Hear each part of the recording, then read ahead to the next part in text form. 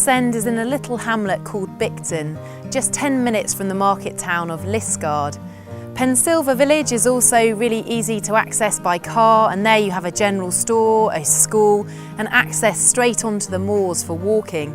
There are also lots of lovely walks straight from the property as it backs onto a large area of woodland, and at the bottom of the valley there is a footpath that runs alongside the river.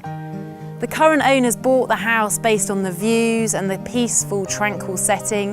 It has 4 bedrooms with the potential for a 5th if needed, and a detached double garage with a studio above, which has planning permission for a 2-bedroom apartment.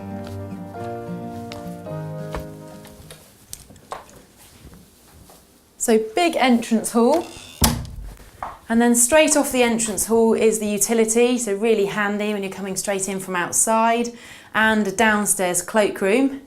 And then this is where we enter the oldest part of the house. And from the outside, I really wasn't expecting this. You've got this lovely little snug area with the old Aga there, and the Aga still works, and the current owners use it at Christmas to cook the turkey. And round the corner, we have the gym, and that used to be a kitchen at one point, not the original kitchen, but it has all the plumbing and water, so you could have it as potentially a 5th bedroom with ensuite shower. And then as we go out of the old section and into a slightly newer bit, we still have this lovely bread oven there that would have been part of an old inglenook fireplace, I'm guessing. Past this spiral staircase, and that leads up to the master bedroom. It's just a shortcut really, because the other staircase is the other end of the property. But the dining room here, it's really nice to be able to have this big formal dining room, and you can look here straight out onto the garden. But also from here, it's open plan, again going through to that lovely old part of the house. So you have the big fireplace there with the wood burning stove, and it's really cosy. And the current owners have told me that they use that area so much in the winter.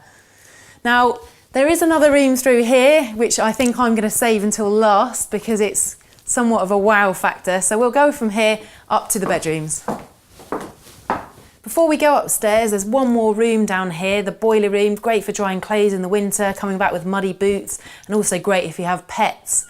I really like the features, like the old piece of wood as you go up the stairs, and the window seat overlooking the woodland, and the office that's really nice and bright due to the light from the window. And then the first of the double bedrooms, and it overlooks the weeping willow tree out in the garden there, and you can see right down the valley. And then this room is en suite, so it's got lovely feature tiles in the bathroom, and again it's a good sized double. Then we have another room on this side looking down the valley.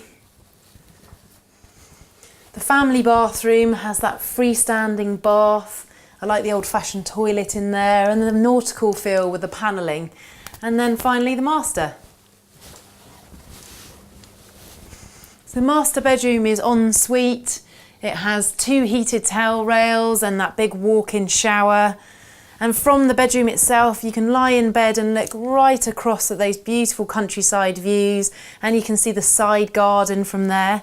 And then you have the balcony, and from the balcony you can see the whole of the garden virtually, and it's a great place to watch wildlife from, or just to have a cup of tea in the morning. And that leads me nicely to the last room we haven't visited, which is the kitchen. And this is the room that I really wasn't expecting to see when I arrived at the house today. It's just such a big open plan space. You've still got features like the beams and then the old pillars here that were reclaimed from a church, matching the new with the old. And there's no shortage of cupboard space in the kitchen, and you have the island here in the middle so you can prepare food while you're entertaining in this living room area, which also has another wood burning stove. In the kitchen you've got the range master, the granite worktops, the butler sink. It's so light and bright in here due to all the Velux windows, and the largest of the 2 at either end are remote controlled, solar powered, and even have rain sensors. And it's this room that will really sell this house. So just off the kitchen you come out onto this patio. You get sun from first thing in the morning. And then you also have the decking area straight off the kitchen as well, and that gets sun right through to early evening, so both of them ideal for barbecues. There's a seating area with the old mill wheel there. Then you can go down the lawn to where the polytunnels are, the fruit trees and the little summer house. And then there's the secret garden, although no longer a secret anymore, with a seating area with a jasmine-covered pergola. And then you reach the willow trees and the spring-fed pond with the gunnera. And the current owners have just told me about the abundance of wildlife that you get here in the garden. On top of that, you have the potential of rental income from the garage if you converted the studio above, and you could convert the garage itself subject to planning. But with just over 3/4 of an acre of garden here, we've just really given you a taste of it today, and you do need to come and see it for yourself.